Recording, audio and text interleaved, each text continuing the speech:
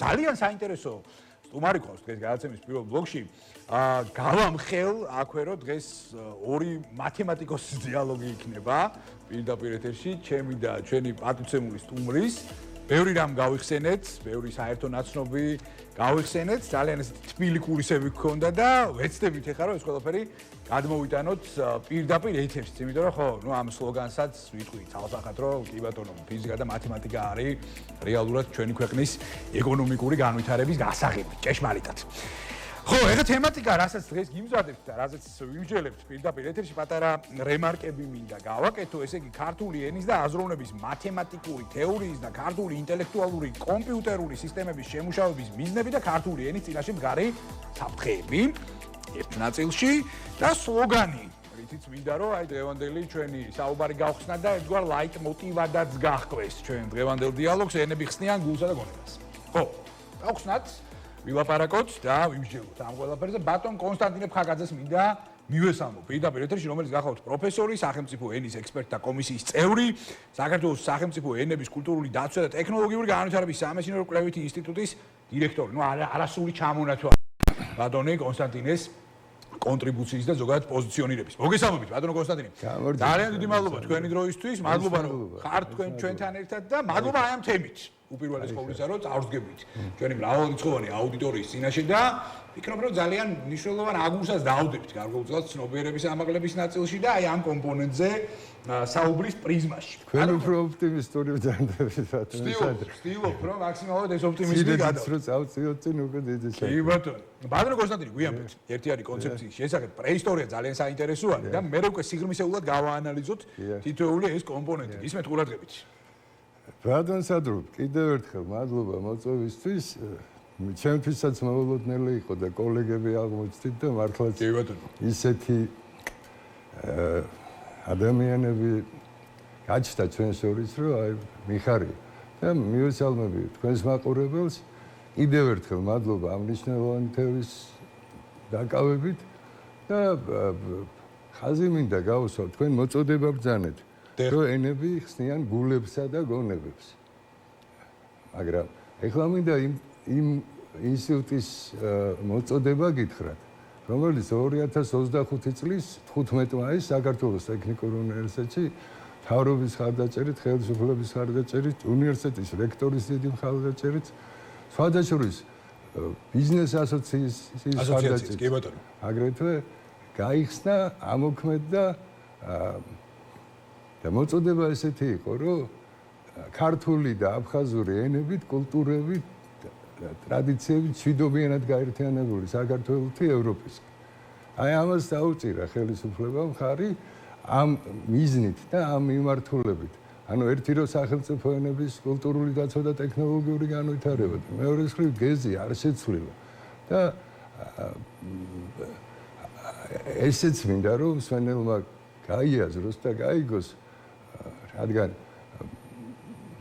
ის ტურბულენტური გარემო, რომელიც დღეს არის შექმნილი, მინდა რომ მშვიდობიანად დამთავრდეს 4 ოქტომბრის არჩევნები იყოს არა, ასე ვთქვათ, აფეთქების, არამედ დამშვიდების დღე და ქვეყნის წინსვლის საწინდარი.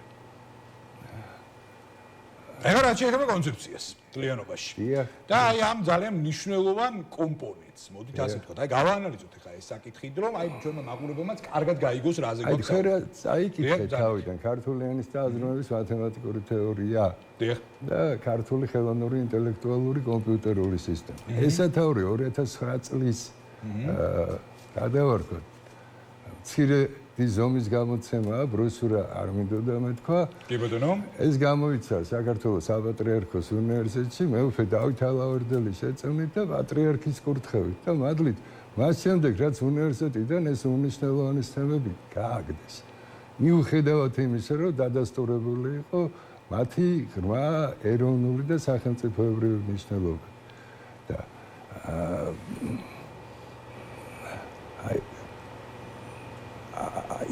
აქედან მინდა გავაგრძელო, რომ დღეს როცა კარს მოგვადგა ხელოვნური ინტელექტის ეპოქა. და როცა საუბარია უკვე რომ ენებში ურთიერთობთ მანქანებთან და ხელოვნური ინტელექტი, რაც თავის მხრივ ნიშნავს ხელოვნურად შექმნილ სააზროვნო აზროვნების უნარ ქონე ნაკეთობას. უკვე სრულად არა საბედნიეროდ, მაგრამ დიდი მოცულობით საქმეშია მუშაობს. აი ეს თემები, რაც ბრძანეთ. ქართული ენის და აზროვნების მათემატიკური თეორია და ქართული ტექნოლოგიური კომპიუტერული სისტემა. და ამ უკანასკნელს უფრო გასაგები რო იყოს ნანელისთვის, მისი შინაარსიდან გამომდინარე, ბუნებრივია და უწოდებთ აგრეთვე ქართულ კომპიუტერულ ტვინს. აი ამ მიზნების, ამ მომცანების აღსრულებაზე არის რეალურად განხორციელების და დროულთან მიზნების წინწაწევის და აღსრულების საფუძველი იმის, რომ ინსტიტუტი დაფუძნდა, ეს გახდა.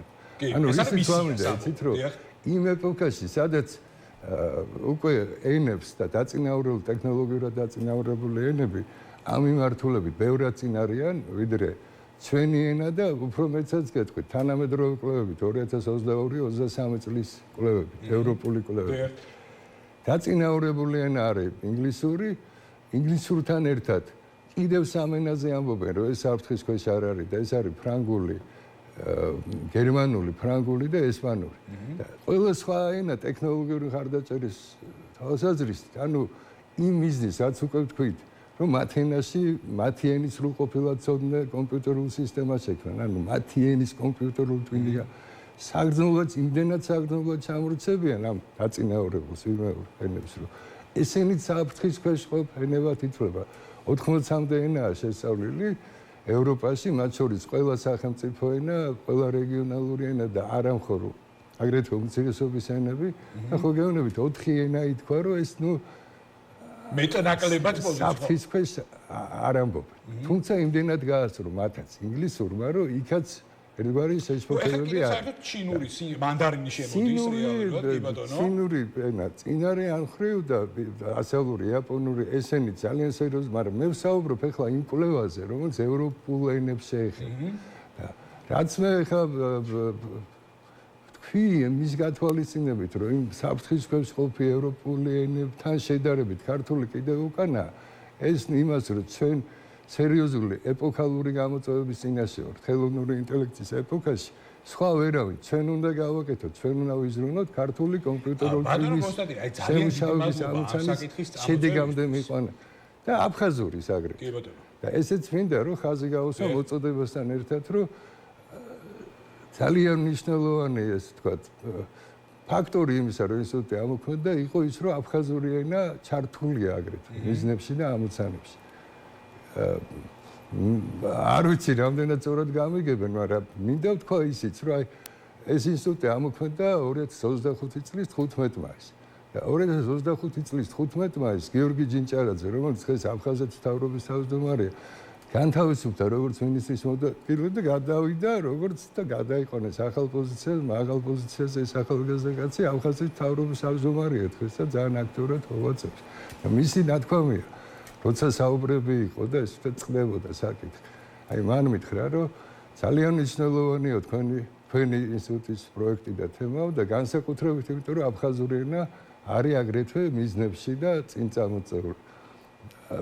როგორ გითხრათ, აი ესეთი განწყობებია დღეს ხელისუფლებაში, მთავრობაში. ერთი კითხვა მაქვს, კონსტანტინე. აი უყურეთ, ეხლა თქვენ ბრძანეთ და აბსოლუტურად გეთანხმებით, რომ დღეს ისეთი ენებიც ეხა პატარა ტექნიკურ-ეკონომიკური ანალიზით გავაკეთოთ, ხო? ნუ ეხლა ინგლისურად ლაპარაკობს მთელ მსოფლიოში 1,2 მილიონი ადამიანი, ესპანურად დაახლოებით 400 მილიონი, ფრანგულად დაახლოებით 600 მილიონი, გერმანულად კიდე მცირე რაოდენობა. ნუ სინური ენების ჯგუფი, ნუ საერთოდ ყველაზე დიდი ენების ჯგუფი არის 1,4 მილიონი ადამიანი ლაპარაკობს მთელ მსოფლიოში. და აი თქვენ როგორც თქვენ ბრძანეთ ეხლა გერმანულს, ფრანგულს და ესპანურსაც კი უჭირს საბოლოო ჯამში დაეწიოს ინგლისურ ენას, რომელიც არის გლობალურად ძალიან მნიშვნელოვანი და მათ შორის იგივე დატები, მათემატიკური მატერიალები და ასე შემდეგ, ანუ ინგლისურენოვან პლატფორმაზე ფორმირდება საბოლოო ჯამში. ეხლა მე მაინტერესებს, აი დავსახეთ პრობლემა, ხო? გამოწვევა, უფრო სწორად. და ამ გამოწვევას ჭირდება გადაჭრა. მე აბსოლუტურად ეხლა უერთდები თქვენ სამადლობელს, პირდაპირ მნიშვნელობით და ძალიან დიდ მადლობას ვუხდით თითოეულ შტოს, რომელიც ამ მიმართულებით არის ჩართული, დაწყებული საქართველოს ბიზნეს ასოციაციით და დამთავრებული თითოეული იმ ინიციატორით, რომელიც ხარში უდგას და მნიშვნელოვან აგურს დებს აი ამ პლატფორმის განვითარებაში. მაგრამ ისევ და ისევ მივდივართ ძალიან მნიშვნელოვანი ნაწილისკენ, რასაც ქვია კომერციალიზაცია. იმიტომ რომ ეს ყველაფერი, ანუ ამ ყველაფრის ბიუჯეტირება, ამ ყველაფრის ეკონომიკური ნაწილი, ფორმირება, შესაბამისი ბაზების და ასე შემდეგ და ასე შემდეგ, ну, გარკვეულ თანხებთან არის დაკავშირებული, ხო? მე მაინტერესებს ბატონო კონსტანტინე, აი როგორ გესახებათ ამ ყველაფრის გაკეთება და აი ქართული ენა, რომელიც ნუ მსოფლიოში ალბათ 6 მილიონი ადამიანი ლაპარაკობს და ძალიან რთულია მათემატიკურად, ტექნოლოგიურად მისი პოზიციონირება ისე რომ მით უმეტეს კონკურენციაში შევიდეს სხვადასხვა ასე ვთქვათ, ყველაზე გავრცობილ ენებთან, ხო? სადაც საოპერაციო მიმართულებები არის უკვე დაწყებული, ხო? ეხლა ინგლისურის და მანდარინის გარეშე ჩინურზე მაქვს საუბარი, ეხლა დღეს წარმოუდგენელია, ხო, რეალურად. საოპერაციო ტექნოლოგიური პროცესები და ასე შემდეგ და ასე შემდეგ. აი, საქართველოს როლს ამ ყველაფერში როგორ ხედავთ?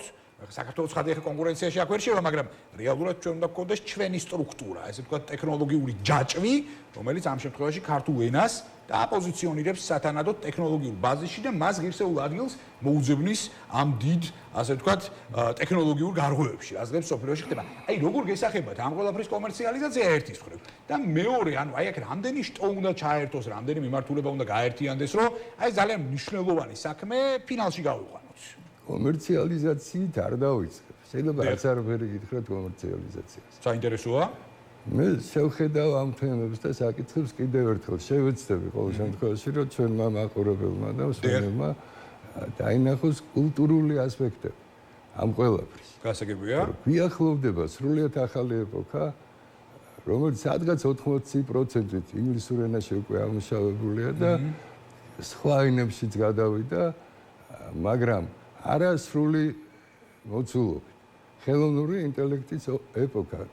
ანუ ენების მცოდნე და ამ ენებში აზროვნებების სრულყოფილად მცოდნე კომპიუტერული სისტემების ეპოქა.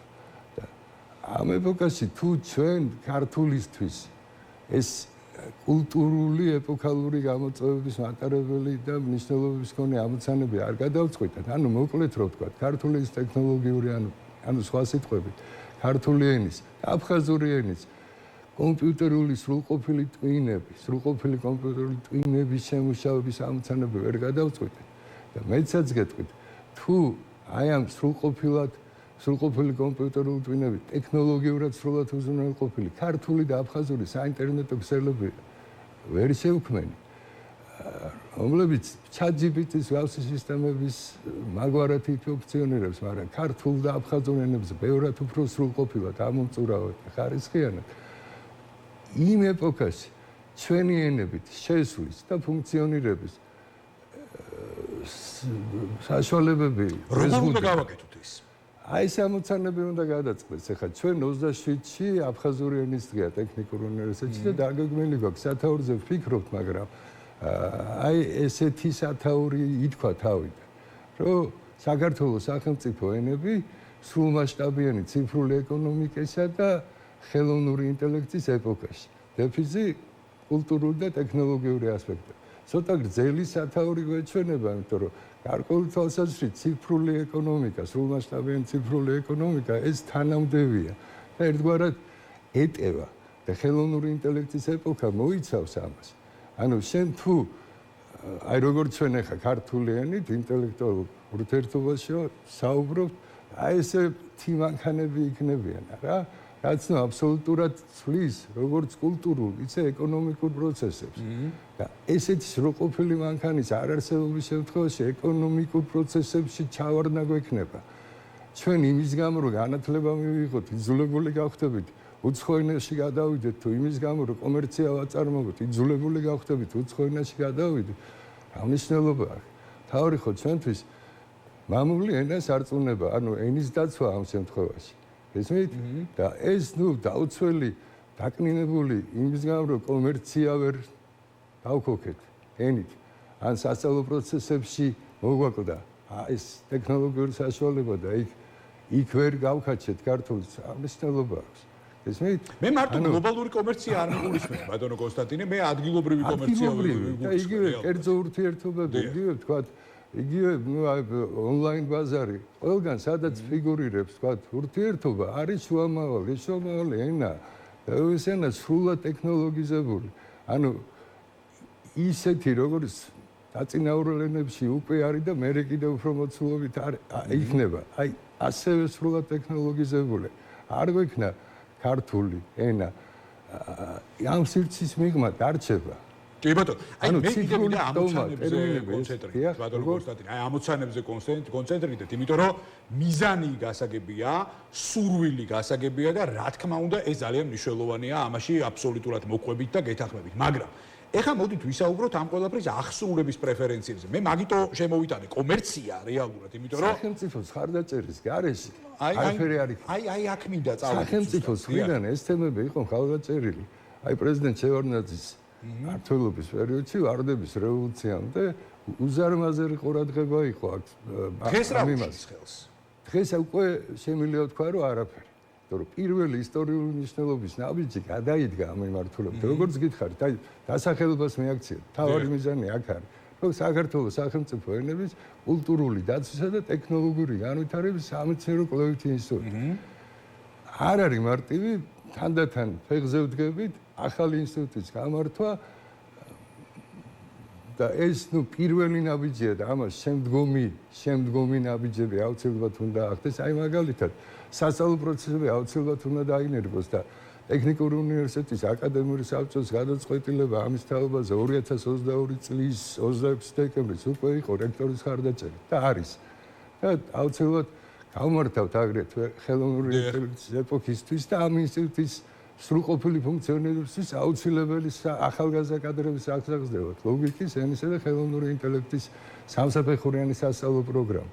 რომ აი აუცილებელი კადრები, მათემატიკური ლინგვისტიკის მიმართულებით სპეციალისტები.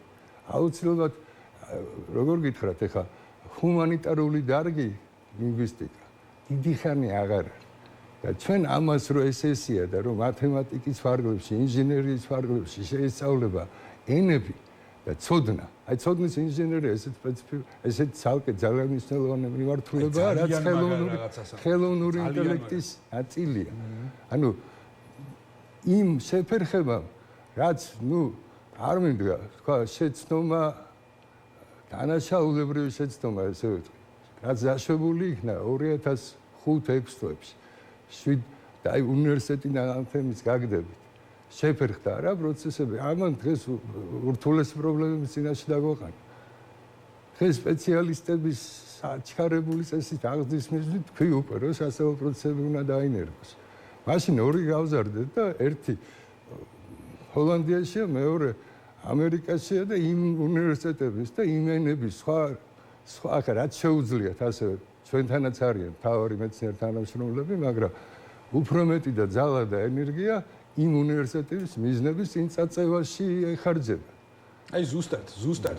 აი აქ ეხლა თქვენ სწორ ბრძანებთ რა ნამდვილად. აქ თუ არ იყო საგანმანათლებლო მოდულების დონეზეც და უპირველეს ყოვლისა ხარდაჭერა, ადამიანური რესურსების ფორმირება. ხა ჩვენთვის რაღაც ხელოვნური ინტელექტის სამწუხაროდ იქცა რაღაცა მარტო სადღეგრძელოების ჭრილში სათქმელო თემად, ან მომავალი ჰიპოთეტური საფრთხე, რომ აი მაგალითად ჩაანაცვლებს შრომით ბაზარს. არაფერს არ ჩაანაცვლებს, ანუ ეს არის ძალიან დიდი ინდუსტრია, რომელიც პრომპტ პროფესიებსაც ჩვენს კიდე ცალკე და აქ რა თქმა უნდა, ხა რასაც თქვენ ბრძანებთ, ხა ძნელი არ დაგეთანხმოთ, რეალურად აუცილებელი არის სწორად შევხედოთ. მათ შორის კომერციულადაც შევხედოთ, ხა თქვენ ცოტა უგულებელ ყავით კომერციის ნაწილი. კომერციის გარეშე გამორიცხული კულტურის ნაწილია, კულტურის ნაწილია და კულტურაზე მივმით ვამბობ, აბატე. არა, როგორ გეძებათ? კულტურაზე მივმით თვითონ, თუ კომერცია და კომერციული პროცესები შიც წარმართველი ენა ქართული არ გავხადეთ. ეს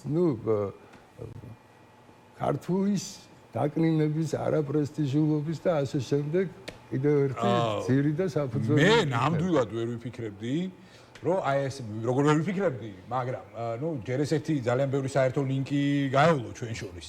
და ძალიან მიხარია, რომ მოლოდინებსაც კი გადააჭარბა ჩვენმა დღევანდელმა დიალოგმა. მე მინდა გთხოვოთ და შემოგთავაზოთ, რომ კიდევ უფრო ვრცელ ფორმატებში და მრავლად გვაქვს ასეთი ფორმატები პალეტრა ნიუს ეთერში. დიდი სიამოვნებით გიმასპინძლებთ, იმიტომ რომ ეხლა მე დილის გადაცემაც ამ სლოგანით დავიწყე, რომ განათლება, ტექნოლოგიური განათლება არის ნებისმიერი ეკონომიკური განვითარების გასაღები რეალურად და აი ამაზე უნდა გავაკეთოთ სწორად აქცენტირება და მე ძალიან მიხარია, რომ დღევანდელი ჩვენი საუბარი შედგა. გაგრძელების პერსპექტივით, რა თქმა უნდა. გაიხარეთ, ახლა ნინას რომ მოეწერა და ეს ამბავი ეხლა რაც მითხარით. დიახ. წერილობითი ფორმით. ჩვენ შეხვედრამდე რო ეთქვა, უკან დავიხევდი და აი ჩვენი შეხვედრის შემდეგ მე მზათა ვარ და თქვენ როგორც ჩაწყვეტ მიმსახურეთ, იმიტომ რომ ქართული ენის დაცვის მიზნებს კი ბატონო. ბატონო კონსტანტინე, ძალიან დიდი მადლობა. შემთხვევაში ორივე. გაიხარეთ. საინტერესო საუბრისთვის, დინამიური საუბრისთვის და მალე შევხვდებით დარწმუნებული ვარ ერთმანეთს კიდევ არაერთ საინტერესო თემით. დიდი მადლობა. ბატონო კონსტანტინე ფხაკაძე, მასუხობდა გადაცემა მონეტიზაციის კითხვებს.